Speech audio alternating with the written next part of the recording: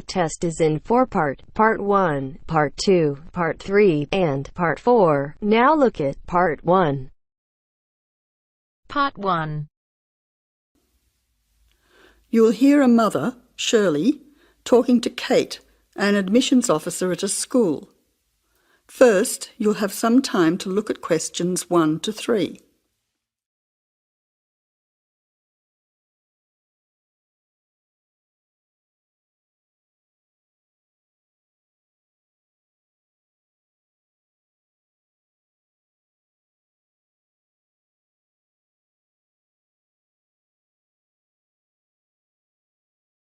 Now listen carefully and answer questions 1 to 3. Good morning. You must be Shirley Peters. My name's Kate.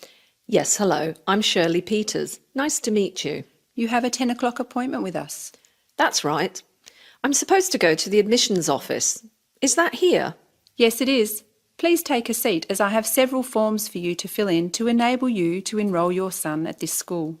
We have a form for your name, address and so on, one for the health of your son, and one for him to choose extra subjects to join in. Thank you. Now, firstly, this form is just so we have a record of your son's personal details. Can you fill it in for me? Yes, I'll do that now. Can I just check the details with you? Your son's first name is John. No, that's his middle name after his father, Richard John. My son's name is Colwyn. Can you please spell it Colwin, not Colwyn, as some people do? Yes, I'll make a note of that. And how old is Colwyn? I've put down that he's entering year 6, so therefore he's 11 years old, turning 12 this year. So at the moment, he's 11. Yes, correct. You now have some time to look at questions 4 to 10.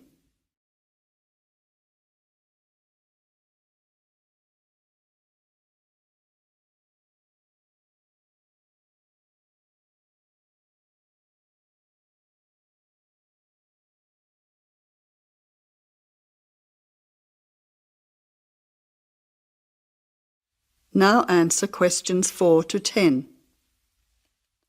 Let's move on to your address. Do you live at 7 Watley Crescent, Mount Lawley? Yes, that's right. The street is spelt Whatley Crescent in Mount Lawley. Yes, I can see you've written that. Which phone number is best to contact you on?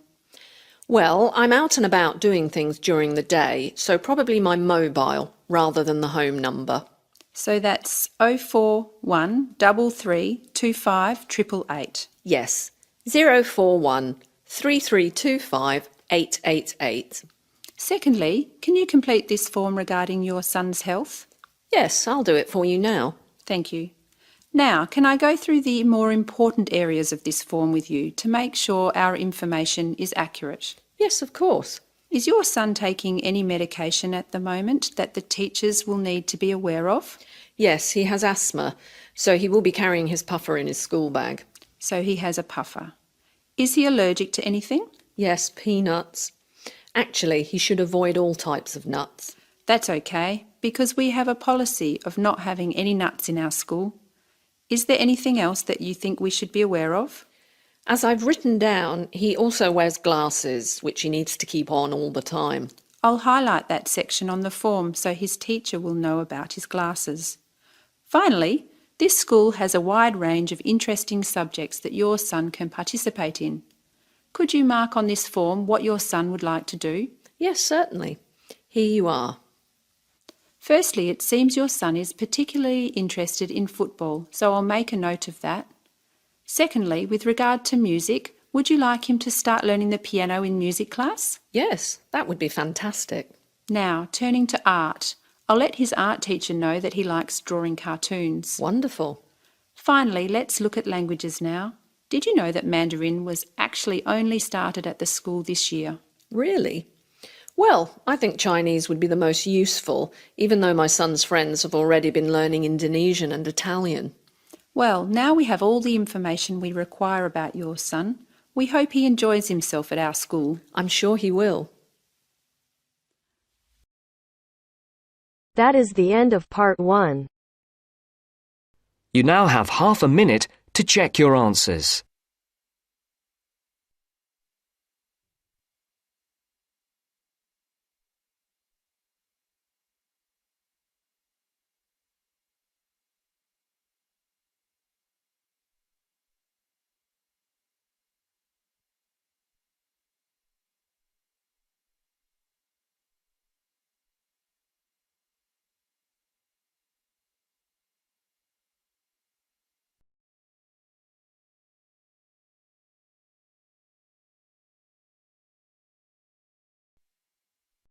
Now turns to Part 2. Part 2. You will hear an extract from a radio program for people who live abroad. Listen and answer questions 11 to 17.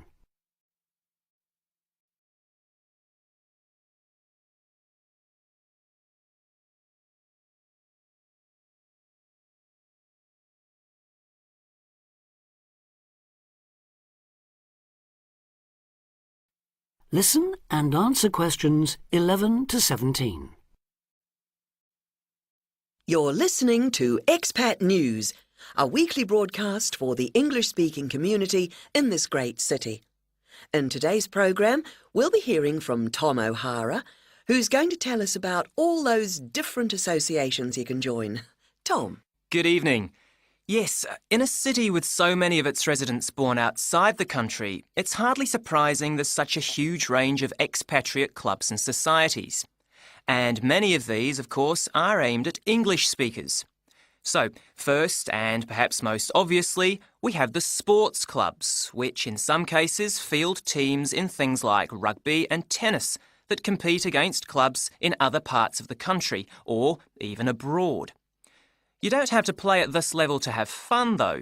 They can be just a great way to do some exercise and, of course, to get to know other people, especially if you're new in town. The same can be said of the many hobby and interest clubs that have sprung up here. Everything from landscape photography, such as the Viewfinders Club in the Harbour District, or Focus on the Airport Road, to old favourites like stamp collecting. Remember that this country has a long tradition of unusual and perhaps even eccentric societies, so there should be something for everyone. A place where you can meet people of different nationalities with the same social and/or cultural interests as you. For those who may be interested in rather more than just friendship, there's a wide range of lively social clubs. Several singles associations organise dancing of various kinds, while for people in a real hurry, there's speed dating, in which everyone talks to everyone else for just 5 minutes. Then, at the end, they decide which of them they would like to meet again by ticking their names on a list. In complete contrast to these are the many religious associations, reflecting the diversity of faith groups present in this multicultural city. Many of them, of course, have their own places of worship. Perhaps also of interest to those who've come here from other parts of the world are the international and cultural societies. These often provide a meeting place for people from a specific country, China, for instance, and particular ethnic groups, such as Afro-Caribbeans. As in other major cities, we have here local branches of many charities with names familiar around the world. Meetings of human rights organisations like Amnesty International are held regularly in English, as are those of environmental groups such as Greenpeace. All funds raised, by the way, go to the same kinds of good cause as they do in other countries you may have lived in. Inevitably, perhaps, there are also the political clubs, often connected with a particular party and, indeed, a particular country. So we have, for example, a local association of Republicans linked to and campaigning for that party in the US, and Liberal Democrats here doing the same for their party in Britain. Finally, on a lighter note, there's plenty to choose from in the performing arts. Whether you enjoy taking part or just watching and listening, you can take your pick from a whole range of groups. To take just a couple of examples, there's light opera at the Memorial Hall in the city centre, or a very lively amateur theatre company in the Park District. In summer, they give open-air performances of Shakespeare plays, free of charge.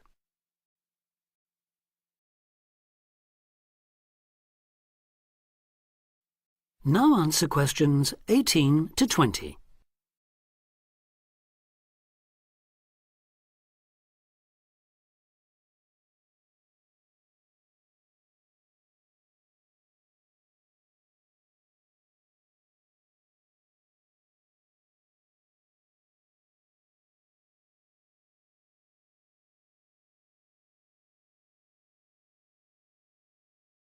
Now answer questions 18 to 20.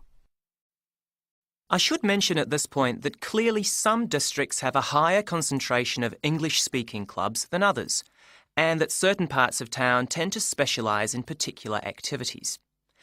An obvious example would be the number of water sports clubs down near the river. Whatever the number, though, they usually have one thing in common. With the exception of a few associations linked to particular countries and supported by their embassies here, in the vast majority of cases, it is the individual members who fund them, so an entry fee or a subscription will be charged. You may be used to council-subsidised sports centres and the like in your home country, but I'm afraid that's not the case here. Assuming you can afford it then, you can be fairly sure that somewhere out there you'll find a club that caters for your own particular fascination. If it's very important to you and you intend to spend a lot of time on it, it might even determine which district of the city you decide to live in. In the unlikely event that you really can't find such a club, the solution is to try to persuade friends and anyone else you meet of the need for one. You could also use the local small ads on the internet to suggest the idea. You'll be amazed at just how many people share even the strangest interest. Then you can start your own.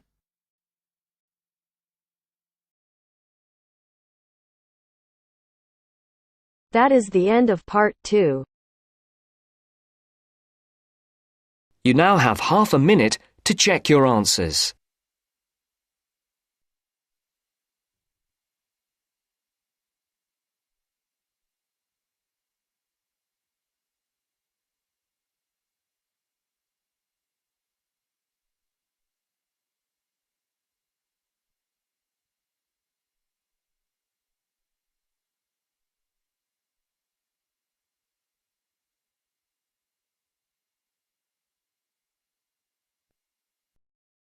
Now turns to part 3.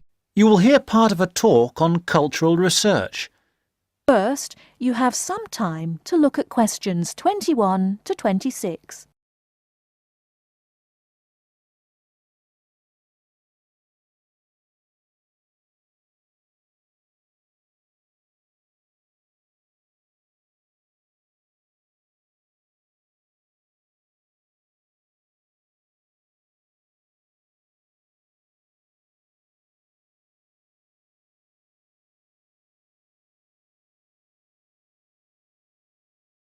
Now listen carefully and answer questions 21 to 26. Having referred briefly to the general definition of culture, I want to move on to an example of cultural research in action, a real example of what researchers into culture are doing. This is a study done in 2004 into the global teenager hypothesis.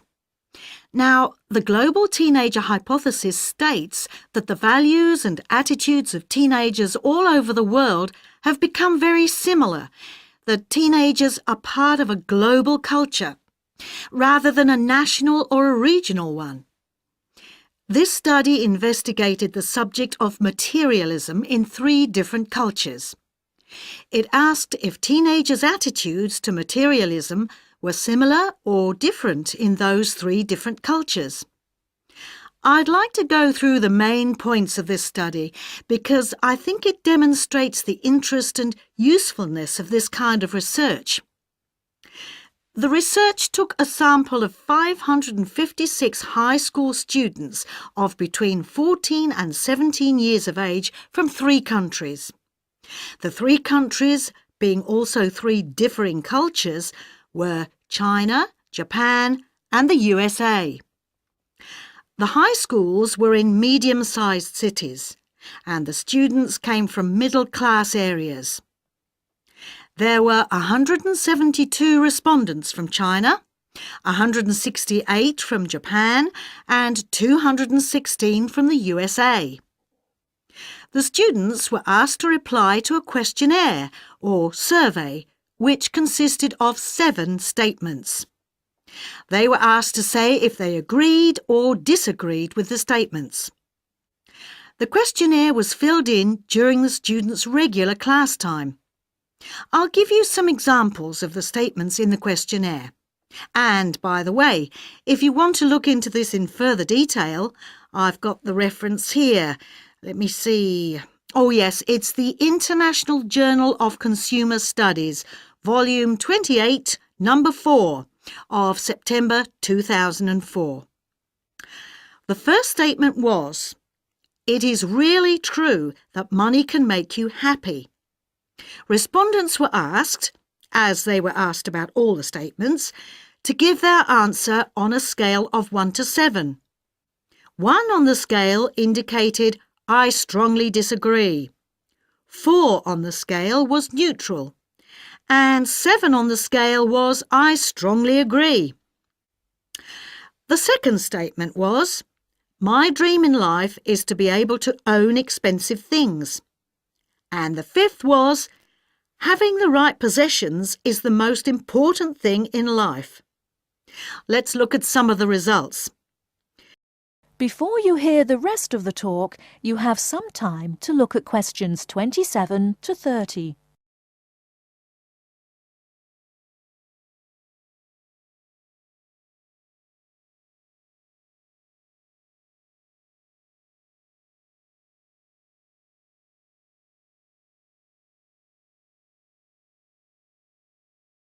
Now listen and answer questions 27 to 30. I'm sure. Let's look at some of the results. With regard to the first statement, it was the Japanese teenagers who agreed most strongly that money could make you happy. The Americans were second, and the Chinese agreed least. However, regarding one's life dream being to own expensive things, it was American teenagers who agreed most strongly with this, and the Chinese who agreed least. As regards the fifth statement about owning the right things, the Americans agreed less strongly than the other two groups. It was the Chinese who agreed most strongly with this statement. I haven't been able to analyse all aspects of the study in this lecture, but it does suggest that the hypothesis is not supported by the data. It may be that the culture of the USA is more individualistic, whereas the Chinese culture is more collectivist or communitarian. However, it does not seem to support the global teenager hypothesis. As always, this is something on which we need to carry out more research. That is the end of part 3. You now have half a minute to check your answers.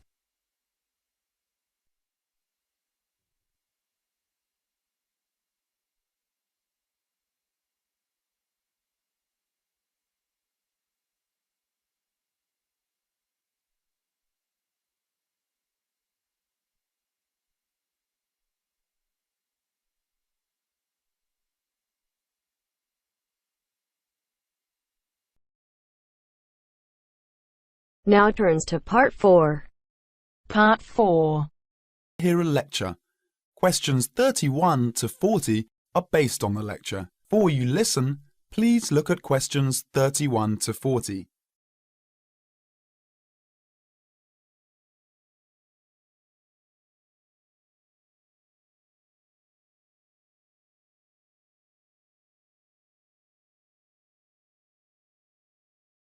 Now listen to the lecture and answer questions 31 to 40. Urban and community forestry can make great differences in our lives. Each one of us can make a personal contribution. As we develop and apply technologies for a better way of life, oftentimes side effects adversely affect our natural environment. For example, in our urban areas, summer temperatures and noise levels are higher than in surrounding countryside. Air pollution problems are more concentrated, and the landscape is significantly altered, reducing personal health benefits available to us by reducing access to wooded areas and green open spaces. Trees help solve these problems. Now, 75% of us live in cities and towns, and we can act individually to improve our natural environment through planting and care of trees on our own streets. and by supporting community-wide forestry programs. Through technology, we are learning more about trees and how they benefit mankind, and how we can do a better job of planting and caring for these trees that make up our urban forests. Trees are major capital assets in Australia's cities and towns, just as streets, sidewalks, sewers, public buildings and recreational facilities are part of a community's infrastructure. So are publicly owned trees. Trees, and collectively the urban forest, are important assets that require care and maintenance, the same as other public property. Trees are on the job 24 hours every day, working for all of us to improve our environment and quality of life. Without trees, the city is a sterile landscape of concrete, brick, steel and asphalt. Picture your town without trees. Would it be a place where you would like to live? Trees make communities livable for people. Trees add beauty and create an environment beneficial to our mental health. Trees impact deeply on our mood and emotion, providing psychological benefits which are impossible to measure. A healthy forest growing in places where people live and work is an essential element of the health of the people themselves. A well-managed urban forest contributes to a sense of community pride and ownership. Trees and other plants make their own food from carbon dioxide in the atmosphere, water, sunlight, and a small amount of soil elements. In the process, they release oxygen for us to breathe. Trees remove gaseous pollutants by absorbing them through the pores in their leaf surface. Particulates are trapped and filtered by leaves, stems, and twigs, and washed to the ground by rainfall.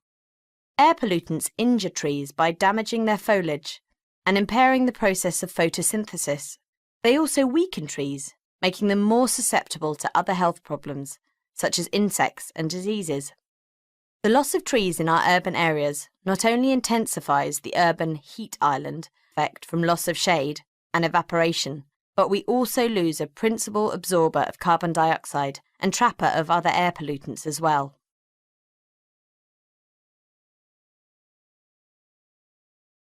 That is the end of part 4. You now have half a minute to check your answers.